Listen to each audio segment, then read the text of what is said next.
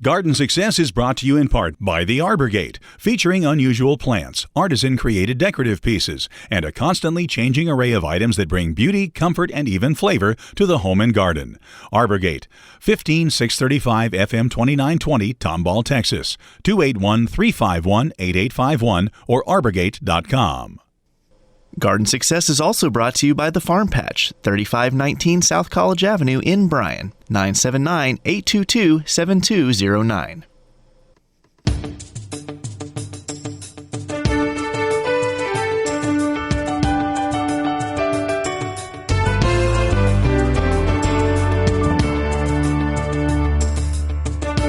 Welcome to Garden Success with Skip Richter, the show designed to help you have a bountiful garden and a beautiful landscape. Call in now with your lawn and garden questions at 979-845-5689 or email your questions to gardensuccess@tamu.edu. And now, Texas A&M AgriLife Extension horticulturist Skip Richter. Hello and welcome to Garden Success. This is a call-in radio show and we're here to answer your questions. In fact, if you just want to brag about your garden, we'll listen to that too. Our number, if you'll write it down so you can give us a call, is 979-845-5689. 845-5689. You can also reach me by email at gardensuccess@tamu.edu. gardensuccess@tamu.edu. I've had some emails I'll be going over here today. The key to a good email is if you can attach a picture with it. That is always helpful, especially if you're wanting something identified or a disease diagnosed or something along those lines. And I did mention it as attached. It's so much easier for me to get to an attachment and zoom in, look around on the picture, than it is if it's embedded into the text. So please attach, if you will. Well, let's see. There's a lot to talk about. Well, it's cooling off finally, and it is so nice to be outside now. I'm really looking forward to it. In fact, Saturday I've got quite a bit of outdoor work to do. We've been talking about different things to do in the garden, and I'm going to spend some time today talking about a few of the other things that we can be doing outside. But I do want to get to your email, so we'll make sure and save some time for that. But for right now, we're gonna go to the phones, and again the number 845-5689, and talk to Phyllis. Hello, Phyllis. Good afternoon. Good afternoon. I have nut grass, and what am I going to do about it? Do you have a good realtor? Could you call him and consider moving? I know. It's a booger, isn't it? Yeah. I have some too, as a matter of fact. Nutsedge is it's a perennial problem. And in the spring it pops up. I'm kind of backing up here for a longer answer, but I think it'll help you really with what you're asking. In the spring, it pops up out of the ground, and that nut that the shoot popped up out of begins to send out side shoots or side rhizomes underground, and nuts will form on each of those. And by the time we get to May, those nuts are already viable. So if you want to think about it this way, they can have 6 to 9 or more nuts on there. If you wait until summer to start doing something, you have about 10 times the job you did had you started doing something in the spring. And so I say that because anything you do now can be helpful, but it'll be back in the spring, and just know that earlier is definitely better because that's when we have our best access. Or is this nutsedge growing in a flower bed or vegetable garden or lawn or where? It's growing mostly in just dirt, but it is in jasmine. Oh, okay. Well, that's no fun to have it in and among another plant like that. Whenever you can get to the nutsedge and it's in dirt that can be dug, digging up the nuts is the best way to go. I use a spading fork and kind of shake the soil, and you'll find the nut, but then you can start tracking down the daughters that are extending off of it and do a lot better job, and you never get it all. It will pop back. But what I should have done this year and didn't get around to, is start it, the first time I see it showing up, and then just every few weeks just go back and do it again because they're going to show their face as soon as you break loose the connection to the other nuts and they get some moisture. Hand digging is the most effective way to really get it all. There are herbicides that will control it, and they're labeled for different locations. One may be labeled for an ornamental bed or may not be labeled, or may be labeled for the lawn but or not. And so you just have to look for those. There's a lot of different brand names and even different ingredients that are used for those. So since your nut sedge is in different places, I'll just say go and ask for an effective product against nut sedge, and you'll find names like Sedgehammer and Image and Manage, and then there are just a bunch of others. Some of them even kind of infer in their name that they control nut sedge. But that would probably be the best bet. You want to spray once the plant is up and has some leaves that the spray can be on. And if most of the products are going to have some sort of a spreader sticker in them, but if they don't, just a couple of drops of dish soap in a gallon of spray. You don't want to make it frothy, but we'll break that surface tension, and it'll stick better to the leaves of the nut sedge because they tend to be vertical and slick, and so it's hard to get that herbicide on them. I don't see any leaves. They're just shoots. Shoots. I tell you, I think you need to send me a picture. They come out of the ground like a missile coming up out of a silo in the ground. But then they unfurl, and you should have leaves going in different directions. Long, strappy, grass-like leaves. Maybe how tall do they get before they have leaves? pretty much at the soil level. Yeah, I think we're talking about something else. So send me a picture, and let's see if we can figure out what it is. All right. I had a student pulling it up in the summer, and she would pull it up, and the next week it will be there again. And she left, and I kind of forgot about it.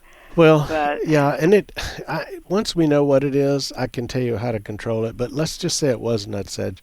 That little nut underground has 6 or more buds on it, and so you can chop the shoot off, and another one just comes up. It can keep sending shoots up for a while before it gets too weak to do that. So, so just pulling it, and not getting the nuts is not going to help much.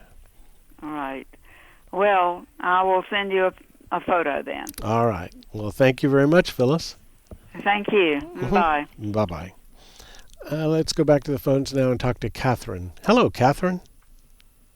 Hi. This is not why I meant to call you. I was going to ask questions about seeds. Okay. But I have the same nut sedge issue. I'll just toss out from my experience over the years. Mm-hmm.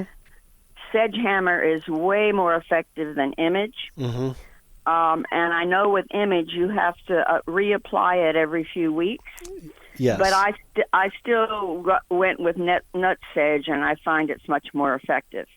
I have the classic nut sedge that you were describing with the glossy, long, strappy leaves. Mm-hmm.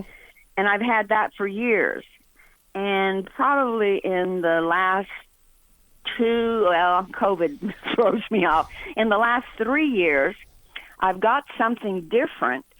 I think it's a nut sedge by the way it's spreading. Okay. It, like your other caller, it has leaves, but they're not real obvious. But this spike in the center has a ball or a nut, I don't know what to call it, that has little spikes on it. And that is a worse varmint than the classic one with the long, glossy, strappy leaves. Okay. Well, I sure need to see a picture. That would be so helpful because I'm trying to imagine as you're describing. I'm thinking of different plants. So okay. I have a feeling if I guess at what it is, I would be wrong. So I will send the photo of the odd one. Okay. But here's why I was calling. I intended to call. I just bought way too many seed packets. Okay. I can't pass plants by. They call my name when they see me. Catherine, there's no such thing as too many seeds or too many plants. Go ahead. So, you probably know Anne De Leon. I do. She's a great resource. She is. Last time I saw her, I love larkspurs, and I plant them every year. And a woman who grows larkspurs gave me some seeds and said, spread these in November. And so I asked Anne, and I said, this is really strange. I thought you planted seeds in the spring. And she said, they need to go through a cold period. Will you confirm that? Well, larkspur, we have several plants that are biennials. And you can plant larkspur in the spring and get some to come up, but it's much better to plant in the fall because they'll sprout up. They're like our bluebonnets. Our bluebonnets sprout in the fall. They sit there all winter as a small plant, but they may not look like they're doing much, but they are. They're getting established. And then in the spring, they take off growing. And when you plant sweet peas or larkspur or bluebonnets, a lot of those kinds of plants in the fall, you just have much better results. And I don't have to worry about them freezing through the winter because they've already sprouted. Right. I mean, think about nature. You know, bluebonnets are all over the place, and we've had some doozy years, and they keep coming. But I guess if you had some, let's say you had sweet peas or something that is freezable, if it gets cold enough, you would just want to cover them up a little bit for. That's my next question. Yeah. I love sweet peas. The house I grew up in San Antonio, my mother was a flower gardener. She had gorgeous sweet peas every year, and they were, obviously tall and vertical and would even vine. And she planted them along an ugly cyclone fence. And they were gorgeous. I have tried for 5 years living here to grow sweet peas and have had no success. Well, when you say no success, tell me what ends up happening. Do they come up? Yes. I see the little, the initial green sprouts, let's say, and I see a few leaves, and I plant them in a sunny location. I've tried them in a pot, and I've tried them in the ground several years, and that's all they do. They never get more than 5 or 6 inches. They never make a bloom. Well,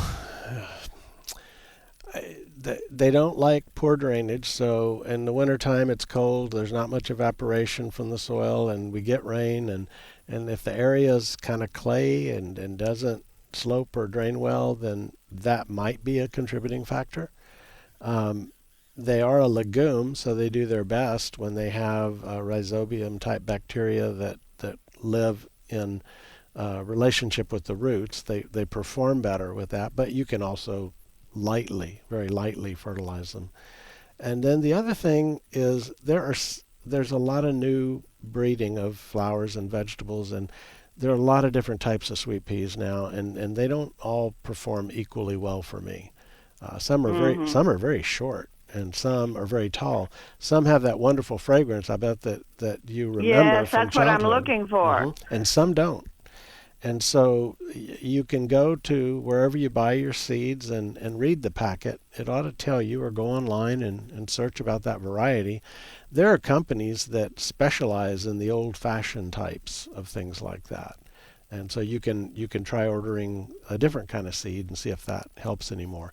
But a good, well-drained soil and planting in the fall, and not just having a winter like we did last year, you ought to have success with those. So I don't know what else to tell you. I'm reading the packet right now, and this is something I never did. It says soak seeds 24 hours before sowing.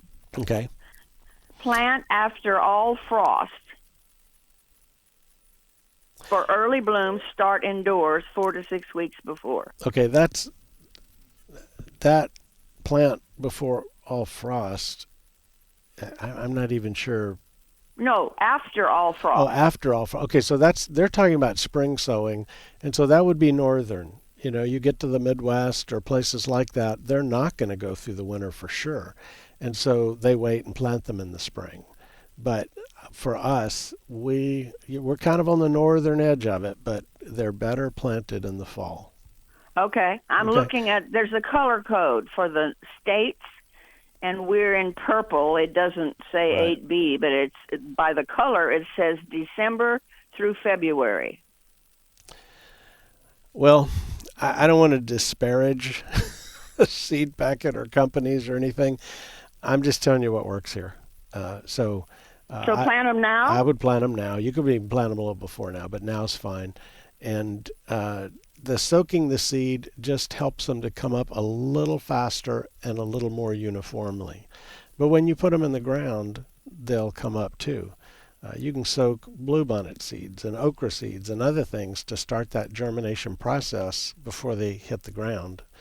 And meaning biochemically it starts inside the seed. So when you plant them, they come up faster. But it's not a huge difference. Whether you soak them or don't soak them, you're going to have pretty much the same results, just not as fast, not as uniform. Well, thanks so much. All right, Catherine, thank you for the call, and good luck with those. Bye-bye. Bye-bye. Okay, yeah, we have a number of really good biennial types of things like that we can plant here. But I think the larkspur and the sweet peas, and I'm trying to think if there's another big one, but those are the two that for the poppies. If you want to have good success in your flower garden, or if you want to grow bluebonnets in your flower garden, and you're going to plant from seed, then you want to sow those in the fall, and they'll go through winter, and you'll have a very, very good result. Sometimes there's things that, with a little more information, maybe we can drill down and figure out exactly what's causing it, but with some basic, horticulture care, these things should do well for you. Well, our phone number is 845-5689, 845-5689, or by email at gardensuccess@tamu.edu, gardensuccess@tamu.edu. I just have really been enjoying some of the fall bloomers. I don't know if you've ever grown Mexican mint marigold. That is typically an herb garden plant because the leaves are used as a substitute for tarragon. The best way I like to describe it is if you've ever eaten a black jelly bean, that's exactly what it smells like, the leaves. It's not putting that all through the air, but you rub the plant and smell your hand, it is exactly like a black jelly bean. So it's a licoricey kind of smell. It's blooming now. It blooms in the fall. As our nights get longer, that signals the plant to go ahead and bloom. And we have some other good fall bloomers. Around here, you don't see a lot of Salvia regla, which is mountain sage, but it's a subshrub, a woody subshrub like some of the salvias are, and it blooms also when the day length gets longer in the fall. Beautiful tubular type red blooms. Copper Canyon daisy is another one that blooms right now, and it is blooming now. And then the fall aster. That's the beautiful little lavender purplish colored, the bushes are covered with these flowers, very beautiful. And they bloom now. And these plants are important for a lot of our pollinators because they need something every month out of the year in order to do well. And so I would try some of those. They just help round out the seasons. I think our gardens and landscapes ought to be designed so that there's always something interesting going on, and you can look out and see what's there. And enjoy it all through the year, because everything wants to bloom and grow in spring. And when you get into summer and even into fall, sometimes you don't find as many things that to choose from. Well, let's go to the phones and talk to Sandy. Hello, Sandy. Hey, how are you? I'm well, thank you. Good. I just moved to Texas a month ago. Okay. And the lady who we bought the house from, she had a very nice garden in her backyard. And she has all organic soil up in her beds. And so I've been digging in them, and I find just hundreds of grubs. and I'm losing my mind. Okay. What can I do? I mean, I'm picking them out one by one, but Now, I just want to make sure you're talking about like a whitish, C-shaped, yes, plump yes, little creature. Okay. yes. Well, you can just handpick them. And there's hundreds. I know. As you turn the soil, you'll turn them over and handpick them. They do feed on the roots of some plants, especially grasses. They prefer, I think. But in a situation like that, you only have two options. One is to use an insecticide, and the other is to just, as you turn the soil, pick up everyone you find, and you get their numbers down that way too. The problem with insecticides is most products don't go deep enough in the soil to do any good. So you would have to drench a good quantity of insecticide-laced water to get them to go down at that depth. Here in Texas, by the way, what area of the country did you move from? Just outside of Washington, D.C. in Virginia. Okay, good. It's a beautiful area. Here in our area, the grubs come out, and people call the adults June bugs, but here it's more like a May bug. And they lay eggs, and those eggs feed at the surface of the grass and the soil, and then they start to go downhill as it gets, or underground more as it gets hotter. They move downward. So we have this little window in late June, early July when we can put a product on and catch all the grubs right up at the top when they're not too deep to get the product to them. So from into the real heat of summer, just past the 1st of July, they're starting to move down kind of deep. So I guess that's about all I know to tell you. If you're wanting to do it organically, there are some products that contain an entomopathic nematode. That means a nematode that doesn't feed on plants, it feeds on bugs. And you can drench them in the soil, and they can be fairly effective. But again, getting the product down to where the grubs are is pretty much impossible this time of year. Yeah, I'm digging deep. I think her gardens are about 2 feet. She's raised beds, and I was pulling them up, and then I decided, I'll go deeper. I thought I had them all, and then there was just a whole new colony. Okay, well, I don't worry about them a lot. When I'm in my garden, I'm always finding them. They're there. They're all through the yard, but back in Virginia, I would put them on my fence, and the birds would get them. But we don't have that many birds over here. Well, maybe you need to buy a flock of guineas to run around your yard. I'm sure the neighbors would love hearing them sound off noise every time something. I used to have a little miniature fox terrier that ate them, and oh my God, Daisy would garden with me because Daisy knew that regularly she was going to get a little plump snack and get a little protein. Yeah, that was the only honorable attribute of Daisy, but at least as a gardener I appreciate it. Well, and I have one more question. I had milkweed, and my neighborhood back home, we were a big pollinator. People had milkweed or bees. I haven't done any research because I really did just move here, but does common milkweed, is that something I can plant here? Because I did bring seeds. I don't want to bring an invader. Describe the plant. Yeah, describe the plant size and the flower color of what you're calling common milkweed. The plant size can be at its height about 5 feet tall. Oh, okay. And what color are the flowers can be like a pink, I guess pink. Okay. I think that would be what we would call swamp milkweed, as I'm hearing you describe it, but I'm not certain. My leaves are really fat. My leaves are really fat wide leaves. Okay. Well, you can try. If it is swamp milkweed, you can grow it around here. If it's some other type, it may or may not do well. But typically in gardens, people have tropical milkweed or Mexican milkweed, which has orange and yellow flowers. And then there's a lot of interest in the orange-flowered, very short-statured plant that grows wild around here. It's another type of milkweed. But you can certainly try that. And there are a lot of plants that are very helpful for butterflies and that are helpful for bees and other pollinators. Okay. Okay. Well, thank you so much. All right. Thank you very much. Thanks Okay. for listening. Bye-bye. Bye-bye. Okay, let's go back to the phones now and talk to Sandy. Hello, Sandy. Okay. Oh, we're going to talk to John. Did we lose Sandy? Hello, John. How you doing?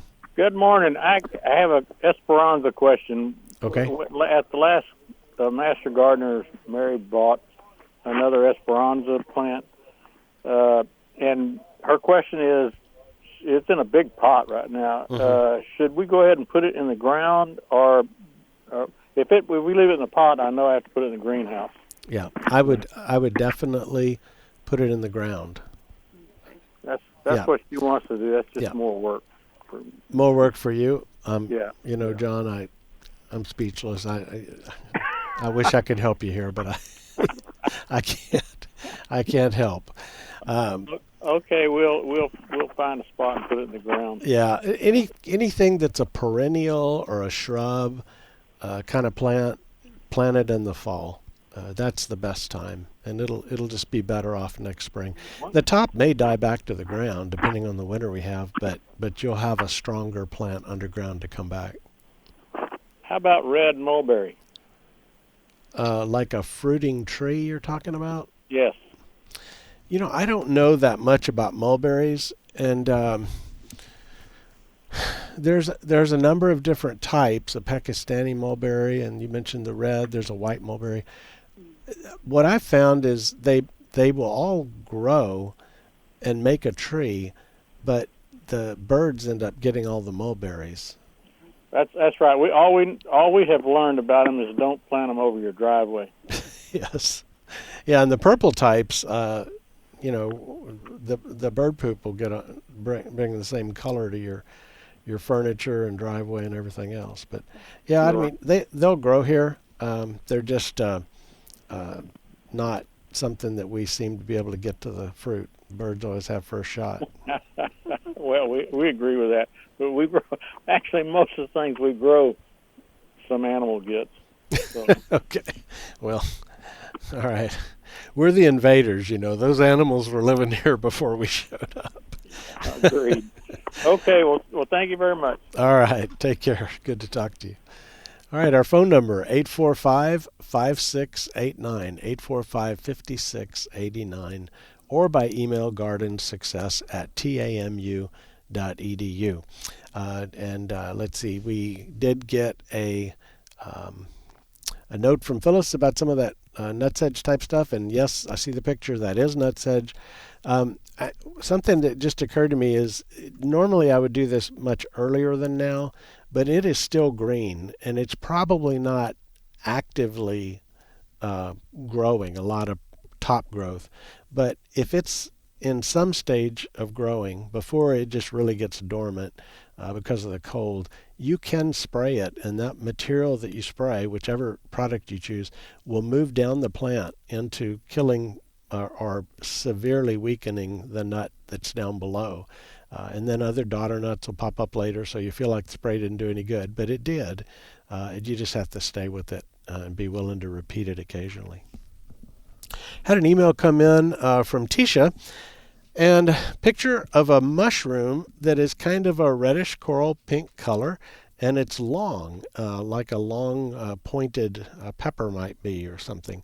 And that she mentioned it smelled, and that is the stinkhorn mushroom that in the picture. That's one of the few mushrooms that I know. There's some bazillion different kind of mushrooms out there, but it's just a decomposer. It's not attacking your plants or anything. And whenever we get some cool weather and maybe a rainfall, a lot of times as we move from summer into fall, we see different kinds of mushrooms showing up. The little fruiting bodies, which is what we're calling a mushroom, while most of the plant is living in a network underground. Yeah, nothing to worry about. Just chop it off or ignore it. It'll be just fine. Let's go back to the phones and talk to Catherine. Hey, Catherine. I'm the same Catherine with all the seeds. Okay. Sorry for calling twice. But I've been reading these packets carefully, and I hadn't noticed each one says packed for 2022. Okay. Sell by December 22. Well, you're getting really fresh seeds that they're shipped. That's okay? Yeah, those hit the stores before January. But yes, it's Okay. when it says packed for 1997 that you might be a little concerned. Okay. All right. Thanks. All Bye. right. Have fun.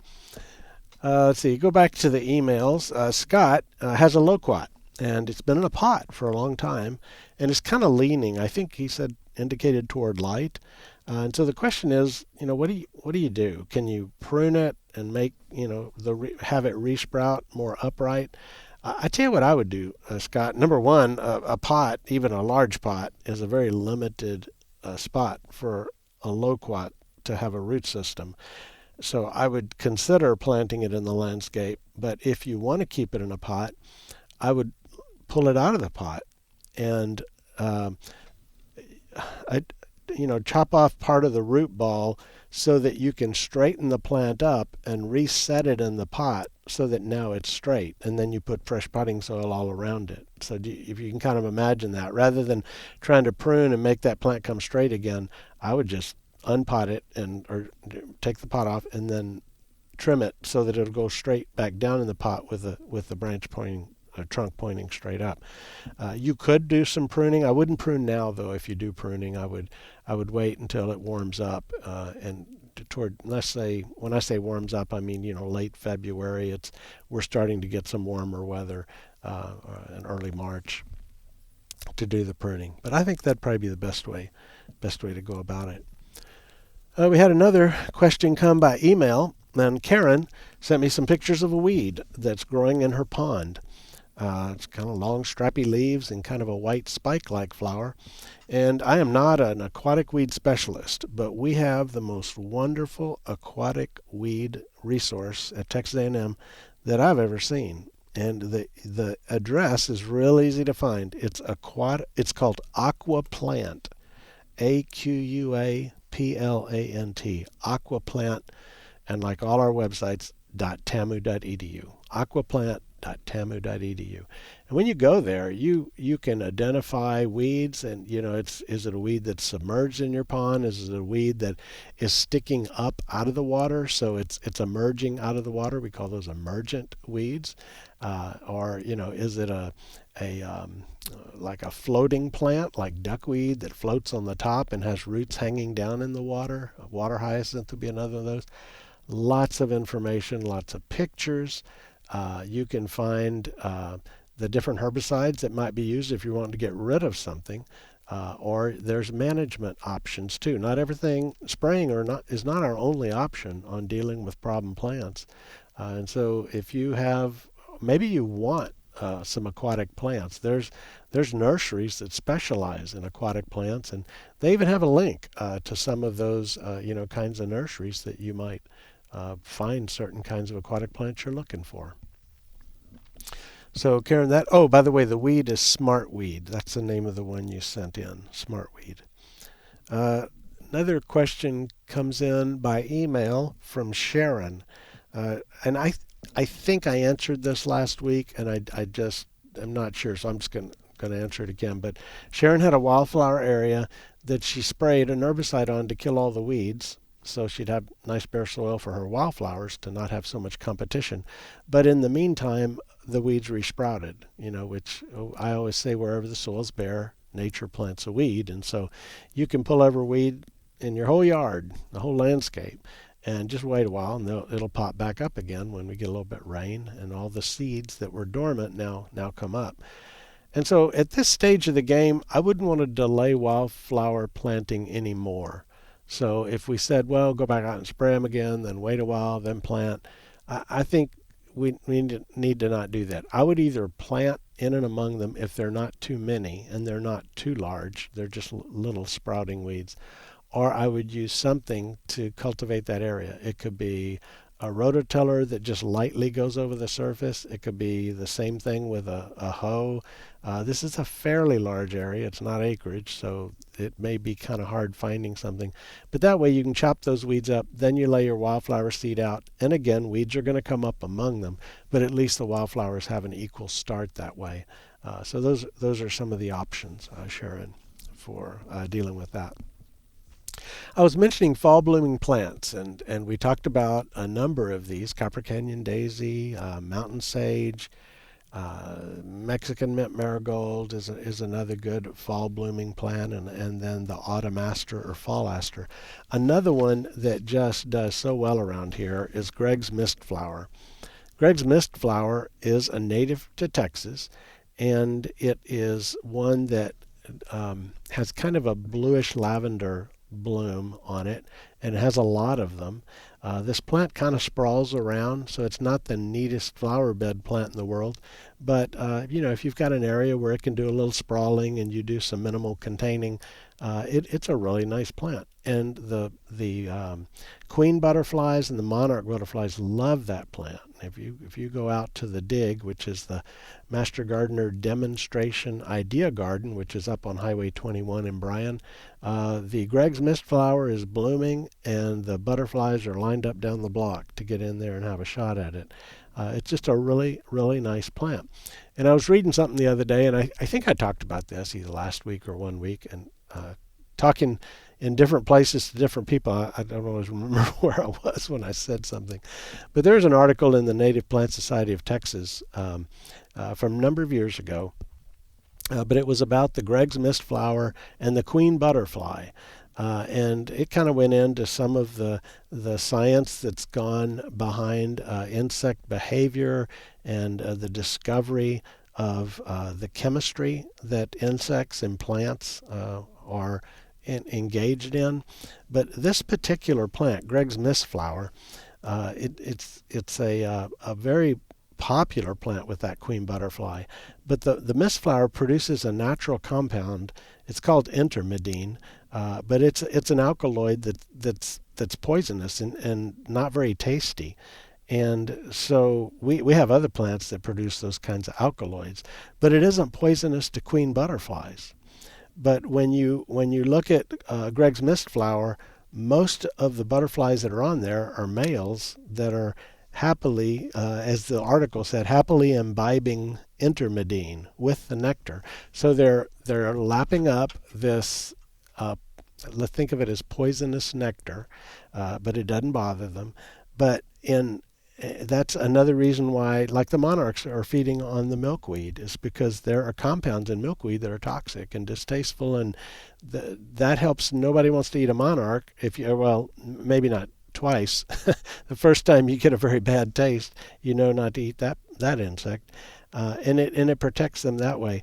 But the interesting thing about the queen butterflies and the Greg's mist flower is when the males drink this nectar, they convert part of that poisonous material into another compound, which is a sex attractant pheromone that draws in the females. And then during the mating, the male passes the remaining part of that poison into the female, where it again is a toxin. And this time, when the female lays eggs, those eggs have it in them, and it protects the eggs as well. So I think that's pretty cool science. So here we have a butterfly garden, and we have chemical warfare going on among the insects right there in our peaceful, docile little butterfly garden. Pretty cool stuff. The more you learn about nature, the more fascinating it becomes. And this whole area of pheromones and other kinds of volatiles that plants and insects give off that help communicate with other plants and insects. That is, I'll call it an emerging science. It's really new to me. Although people have known about this stuff for a while, we are still learning a lot, and it is just an ongoing, fascinating thing to see how all this stuff works. So you'll never look at your garden the same once you begin to realize these things that are going on out there in the garden. Well, our phone number is 845-5689, 845-5689, or by email at, gardensuccess@tamu.edu, gardensuccess@tamu.edu. I want to remind you, as we always try to do, that we've got our farmers markets around the Bryan College Station area on Fridays from noon to 5, and on Tuesdays from noon to 5. The South Brazos County Farmers Market is right across from the Scott and White Clinic, which is where University comes with Bypass 6, where they connect. There's a little clinic there in the southwest corner of that intersection. And on the street that goes alongside the clinic, not the feeder road, but the street, there on the other side is where the farmers market is. And so that would be on Tuesdays from noon to 5 and Fridays from noon to 5. So that'll be tomorrow. They'll be back there. And then the Brazos Valley Farmers Market is downtown in Bryan on Saturdays from 8 to noon. So on Saturday morning from 8 to noon at Main Street and 21st Street, there is a farmer's market there as well. And the fun thing about farmers markets is you get fresh vegetables that were grown at least somewhat locally, depending on how far the farmer came in for that market. And it's just, you get to look your farmer in the eye, and that's kind of cool, knowing and talking to the people that are growing some of the food you're eating. There are a lot of other products like jams and jellies, for example. I've even talked about before, one place has a little baked dog biscuits that they sell. It's a local mom and pop shop doing that. So it's just a nice place. Sometimes you even have a little live music at some of these, especially the one down in Bryan, where you can kind of just enjoy that ambiance of having all that come together as one. So check out your farmers markets and get some good fresh produce. And in the meantime, support the folks that are growing for us here in our area. Our phone number is 845-5689, 845-5689. And we're going to go to the phones now and talk to Claudia. Hi, Claudia. Oh, hi, Skip. Thanks for speaking with me. Yes, ma'am. And sharing your passion. I must remark how passionate you are about gardening. Well, really. I better be. It's my job, right? Well, wouldn't it be nice if everyone was as passionate about their work as you are? Well, don't get me started on horticulture, or I'll have to point things out that the original job of mankind was to take care of a garden. It wasn't wasn't the cubicle of Eden, was it? Yeah, right. All right, I'll quit. Okay. Well, getting back to what I'm inquiring about, we have this big pittosporum bush. In fact, it's, oh my gosh, it's like, multi-branch, pittosporum. It's like almost 20 years old. Okay, so it suffered some freeze damage, and believe it or not, some of it is coming back, and other is just woody stalks. Uh-huh. And I'm wondering, and then we have a red-tip Photinia bush, which didn't suffer damage but needs to be trimmed. And I'm wondering, when's the best time for me to do that trimming? Yeah, late winter. Oh. If you were to trim it now, because you're going to probably do some fairly significant pruning, at least on that red tip. Pruning is a stimulating process, and so and it's not unusual for us to almost be in the 80s in the winter for periods of days, at least in the 70s, and you don't want it to start to regrow and then have a freeze that tender new growth. So, because that hasn't hardened off and prepared for winter, the new shoots haven't. So I would wait until the end of winter, and so there's not a magical date, but those are both evergreens, and so they're capturing sunlight 12 months out of the year. And I would probably wait until maybe the end of February, something like that, to do the pruning on those. Like beginning of March. Even the beginning of March would be okay, yeah. You might get away with it if you prune earlier, but I'd just be a little careful. And depending on how far you want to cut back, it can leave you with a very ugly shrub for a while, but a better shrub in the long run. Or you can just do a little pruning and still have a decent shrub. Our woody ornamentals that are evergreens, their foliage is out on the exterior, and the interior is shaded by that exterior foliage. So inside it's all twigs and branches and almost no leaves. So when you cut back, you may be left with something that is all twiggy, or if you cut far enough, it may look like a hat rack. And so you do that, but then they'll resprout. They'll send out buds, latent buds that are down there in the trunk and the main branches and things, and they'll resprout for you. So if you need to take it down a lot, you can do that. Just cut it lower than you ultimately want it to be, and then as it regrows, shear it again, and then as it regrows, shear it again.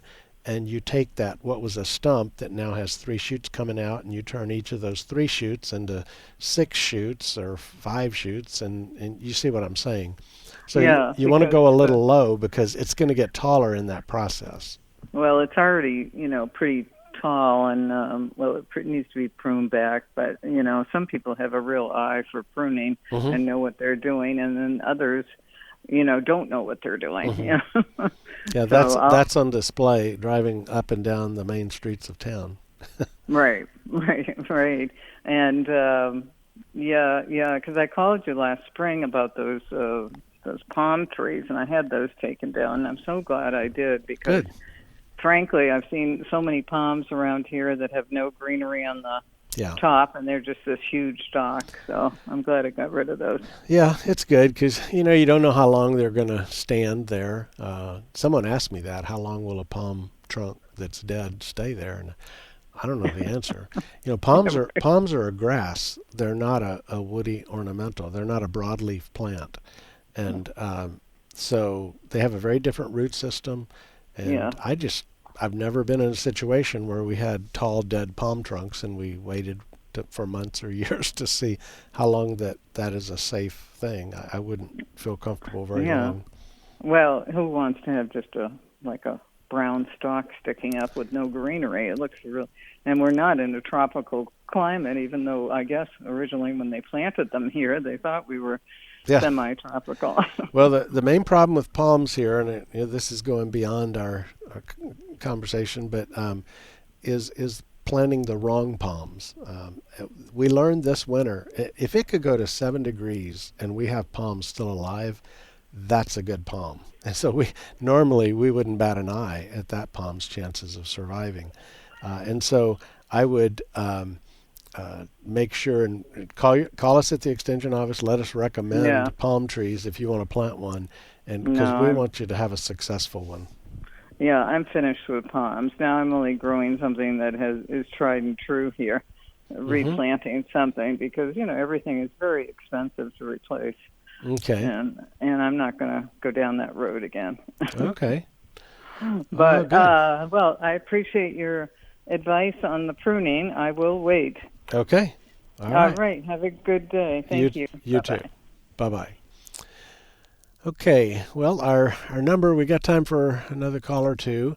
Our number is 845-5689, 845-5689. And we're going to go to the phones now and talk to Schusel. Tell me, I'm mispronouncing your name. No, you are almost correct. Schusler. Oh, Schusler. Okay. That's all right. Yeah. Well, wie geht's? Ja, es geht gut. Heute, wir haben sehr schönes Wetter. So all right, you've left me in the dust. Yeah. Today I enjoyed the nice weather, so everything is good. The reason I'm calling, I have a few orange trees, and for the first time after the cold, they all died and they came back slowly, but all of the leaves, they have this wax, kind of, I do not know, it's fungus, and it has taken the whole, all the plants, and there are like 3-4 of them. And I looked on YouTube, I made a solution of a little bit of soap and vegetable oil, cooking oil, and I applied it twice, but it hasn't seemed to be helping. Okay. As I said, I just applied it twice. Okay. Tell me again the name of the plant that you said. I missed that. It's just the orange trees. Orange okay. Trees. All right. Yeah. I'm trying to picture what you're describing that is on an orange tree. So it has a name. Actually, I found it, and it looks like it's very common in the orchard. This kind of disease, they very pervasive, get on the leaves. Uh-huh. It doesn't kill them, but the leaves just like shrunk, They Oh, come I together. know. I know it. I got it now. I got it.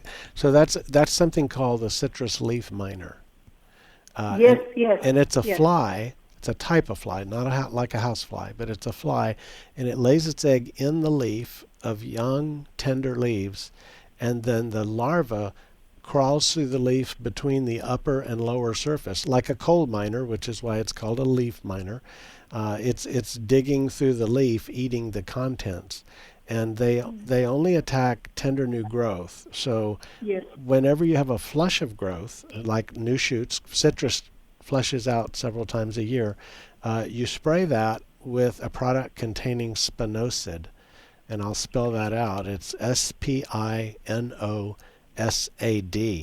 Spinosad is organic, but it soaks into the leaf tissue, so that miner inside is affected by it. It's not just sitting up on the surface. And spinosad is very effective against the leaf miner. But don't spray the whole bush, all the old leathery dark green leaves. They're not going to be attacked. It's the new flush of growth. And by the time you see them, the leaves have gotten larger, but that larva has hatched and it's beginning to do its work. Hmm. I can buy it at Lowe's or just regular stores. Anybody that sells pesticide products probably sells spinosad, a spinosad.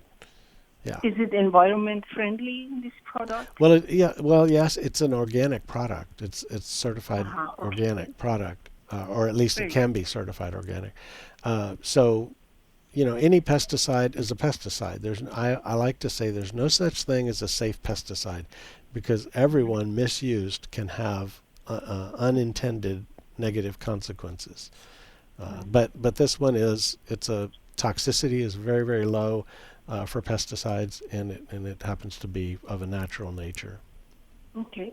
The other options I thought of, maybe I just leave it alone until the spring and then cut all of these things, or you suggest that I go ahead and buy this product and apply it now? I wouldn't apply it now. I doubt that they're very busy out there right now, the pest. I would wait until spring. If you wanted, you just have one plant, so if you want to go snip off all the affected leaves, you could do that.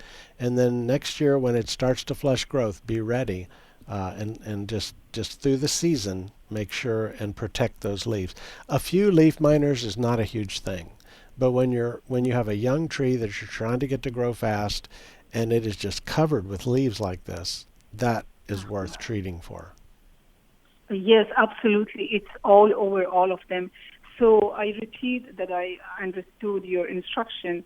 I wait until the spring and cut all these infected branches and then apply this spinosad on the new growth. That's correct, except the part about cutting the little affected shoots off, that is not necessary. It's just I had heard you kind of indicate that might make it look better, and if you want to do that, that's fine.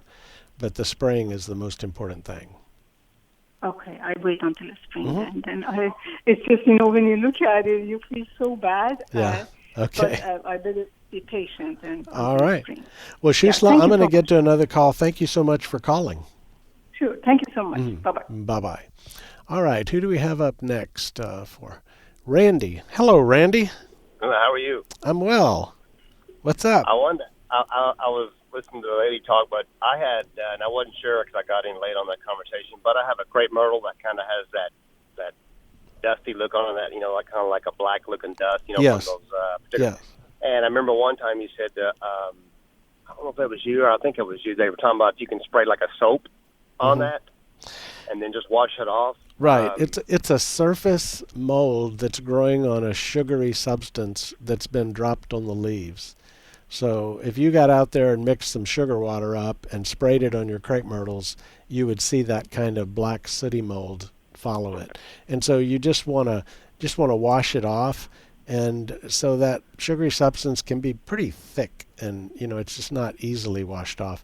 So a little bit of soap in it helps make it work a little bit better, but it's not necessary.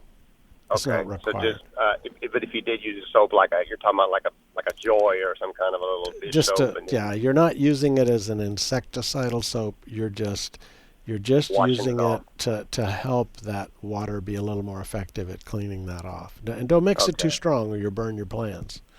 Okay. Should I even, since it's going into this season now, should I worry about it, or should I just? No, I would not. I was just about to say that. Those leaves are all coming off, so wait until next year to deal with that. Okay? All right, thank you. Yes, sir. All right, let's go back to the phones and one more time. All right, good. Well, that's good. I had an email come in from John, and John has had some land cleared next to him. Right away got cleared, and now he's kind of like exposed, where it's easy to just see right into their yard or house or whatever. And he's wanting something that'll grow fast and be a view blocking hedge. And what are some options for that? Well, John, I think I would recommend two things, and you could do one or both of them if you want. For a fast hedge, the best way to get that is to buy one of these livestock panels and put it on some stakes. So think of it as like a billboard between you and what you don't want to see. And then plant a fast-growing vine to cover, and you can have a cover that's quite high, depending on how high and how many panels you use and everything. You could also just use a wire mesh, like the kind of hog fence or something like that, and stretch it across there. But the panels are very rigid and they last, and so that would be your fast. And then on the other side of that, I would plant my row of shrubs, because it's going to take a while for shrubs to cover and get what you want, something probably about 8 feet high, 8 to 9 feet high. That's going to take time. And so this fast thing up front gives you some quicker cover, and then the shrubs would do the other. And as far as shrubs, if the soil is well drained, there's Carolina cherry laurel is an evergreen shrub that can be sheared and made into a nice shrub. Just the old cedar that, eastern red cedar that we have eventually makes a huge tree, but in the meantime, it takes a while, and it makes a pretty good shrub to block a view. Southern wax myrtle is another evergreen. By the way, you want to choose something that's evergreen, and southern wax myrtle would be a good one for that. And even yaupon can be sheared in to make a nice shrub as well. And I'm sure I'm leaving a few things out. We talked about red tip photinias a minute ago, and they of course are a pretty good shrub to hide a view. We kind of got away from them due to some disease problems that they have, so I would probably not use that one. But those are all some options, and hopefully with that fast and then long-term thing going, you can get some good results, because I know that's probably disappointing to once be looking into a forest, and now you're looking out at an area that's been stripped of its vegetation. Well, you've been listening to Garden Success. We're here every Thursday from 12 to noon answering your garden questions. I look forward to talking to you again next week.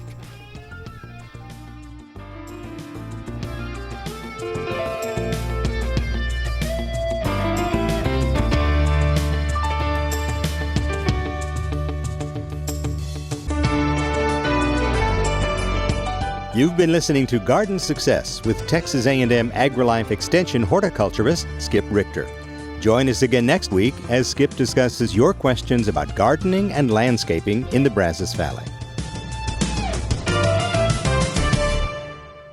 Garden Success is brought to you in part by the Arbor Gate, featuring unusual plants, artisan-created decorative pieces, and a constantly changing array of items that bring beauty, comfort, and even flavor to the home and garden.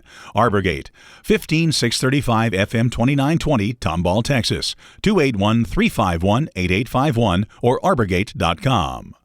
Garden Success is also brought to you by the Farm Patch, 3519 South College Avenue in Bryan, 979-822-7209.